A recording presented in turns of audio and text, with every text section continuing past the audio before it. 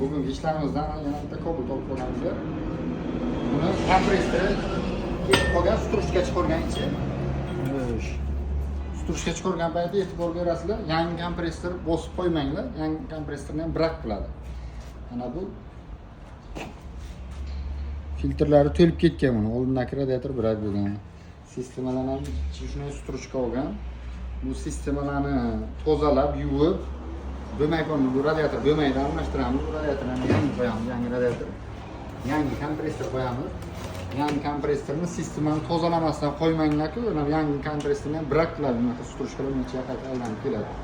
Qolgan sistemalarni tozalab, yangi radiatorlarni bosib ishlarni chiroyli qilib bitirib beramiz. Bitgandan keyin videosini qo'yamiz.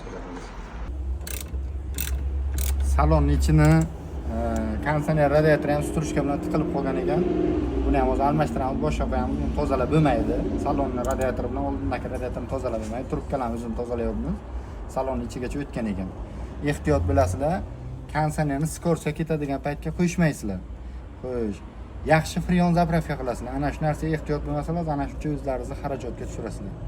Buni Cobalt'i bor, boshqa mashinasi borlarga ham jo'natib qo'yinglar. Konditsionerni skorsa qo'yish mumkin emas. Yaxshi freon zapravka qilish kerak, bo'lmasa ana shunday o'zlaringiz ko'proq xarajatga tushirasizlar. Mana kech bo'lishiga qaramasdan soat 11 bo'libdi. Bugungi olib qolgan mashinamizni bugungi ishni ertaga qo'ymadik. Tugatib oldik. Chiroyli qilib yig'ib oldik. Hammasi chotki zavodskoyda ishlayapti. Hamma narsasini tozalab, bo'lmaydigan narsalarni yangi qo'ydik.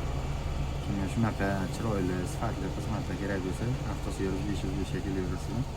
Mana miraslar ham idealni Radnoynikida ishlab o'tiribdi. Zavodskoy qanday bo'lsa, xuddi o'shani ishlaydigan qilib chiroyli ishlarni yig'ib bitirdik.